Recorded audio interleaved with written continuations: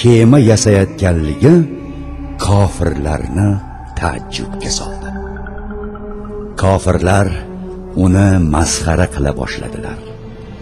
Nuh esa bu haqoratlarga javoban ularga meni va menga iymon keltirganlarni mazax qilyapsiz.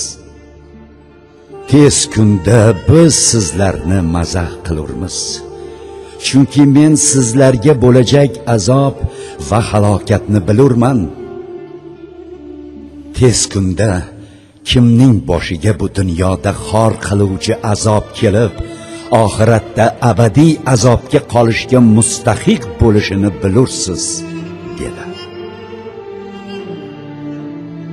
Bu haqda Qur'oni Karimda bunday deyilgan: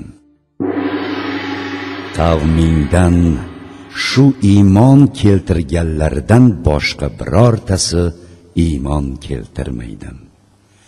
Ularning qilmishlaridan xafa bo'lmagin. Bizning hifz-u rioyamiz va vahiyimiz bilan kema yasagin. Zolim qavmlar haqida ularga najot so'rab menga duo qilmagin. Ular albatta g'arq bo'lurlar. U kema yasay boshladi. Har qachonki uning oldidan o'z qavmidan qaysilari o'tib qolsa, uni masxara qilar edilar. Nuh aytdi: hozir sizlar bizdan kulsangizlar, biz ham siz masxara qilganingiz kabi sizning ustingizdan masxara qilib kulurmiz. Kimga xor qilguvchi azob bo'lib, oxiratda doimiy azob bo'lishini yaqin kunlarda bilib olursiz. Hud surasi 36-39 oyatlar. Nuh kema yasashni nihoyasiga yetkazdi. Azobning boshlanishi alomatlari zohir bo'la boshladi. Alloh taolo osmondan shunday ko'p yomg'ir yog'dirdiki, ilgari yer yuzida bunday yomg'ir bo'lmagan edi.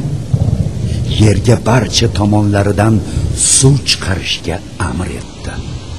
Shunday qilib, osmon suvi bilan yer suvi to'planib, oqibatda Alloh taolo o'z payg'ambarining duosi bilan kofirlarni halok qilishni taqdir etgan ulkan to'fon paydo etdi. Alloh Nuhga hayvonot va jonivorlardan bir erkak, bir urg'ochi qilib, bir juftdan kemaga olishga amr etdi. Chunki barcha jonivorlar g'arq bo'lgach, bular yer yuzida nasl qoldirishi kerak edi. Alloh taolo Nuhga o'zi bilan barcha ahlu qarindoshlarini kemaga chiqarishni buyurdi. Faqatgina yaqinlaridan Allohga kufr keltirgan 2 kishini qoldirishni amr qildi. Ular xotinlaridan biri va bir farzandi edi. Nuh alayhissalom kemani hozirlab, iymon keltirganlarni kemaga minishga buyurdi. Kemada suzganda ham, turganida ham faqat Allohning nomini zikr qilib, undangina fazlu najot so'rashlikni aytdi. Chunki kemaning o'zi g'arq bo'lishdan omon saqlab qola olmas, balkim ularning qalbi doimo Allohga yuzlanib turishi lozim edi. Zero kemani yurgizuvchi ham, to'xtatguvchi ham yolg'iz Alloh edi. Shuningdek, Alloh taolo o'zining mo'min bandalariga mag'firati keng, mehribon zot ekanligini bayon qilib, bularni halokatdan qutqazganligini aytdi. Shundan so'ng kema ulkan tog'lar kabi keladigan to'lqinlarni yorib, suv ustidan suzib ketdi. To'fon boshlanish oldidan Nuhning otalik mehri qo'zg'ab, o'g'lini kemaga chiqishga undadi. Allohga kufr keltirgan farzand esa otasiga rad javob aytib, iymon keltirishdan yana bosh tortdi. Tog' cho'qqisiga chiqib olsam, g'arq bo'lishdan qutulib qolaman deb o'yladi. Lekin kuchli suv to'lqini kofir farzandni o'z qa'riga oldi. Kofir farzandning shunchalik munkir ketishidan keyin ham Nuhning qalbida farzandiga bo'lgan shafqati jo'sh uraverdi. Oxiri Parvardigorga tazarru qilib, o'g'liga najot berishini so'radi. Shunda Alloh taolo Nuhga bu kofir farzand najot berishni va'da qilgan ahddan emasligini aytdi. Bu haqda Qur'oni Karimda shunday deyiladi: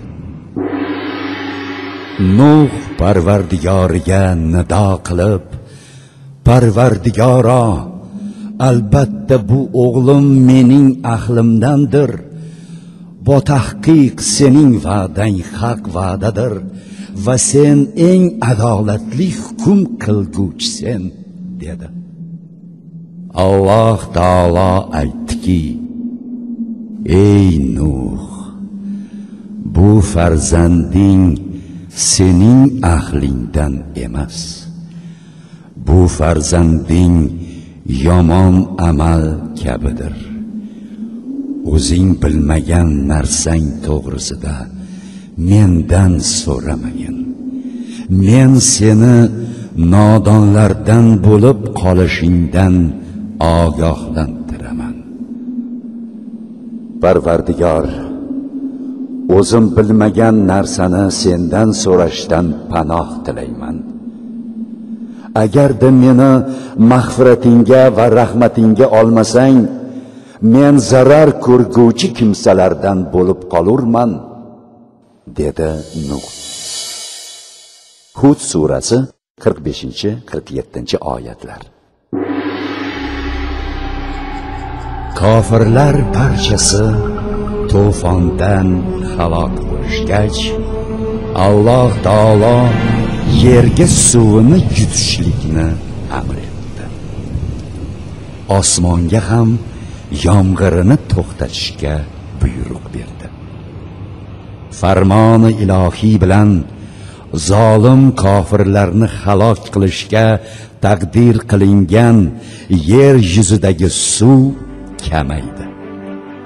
Nuh kemasi Judi tog'i tepasiga kelib to'xtadi. Shu payt osmondan halok bo'lgan kofirlarga qarata: Bu zolim qavmlar Allohning rahmatidan uzoq bo'lsinlar degan nido bo'ldi.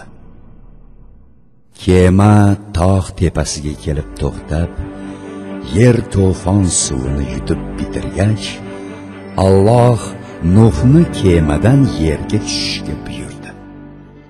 Nuh va unga iymon keltirgan kishilar kemadan tushdi.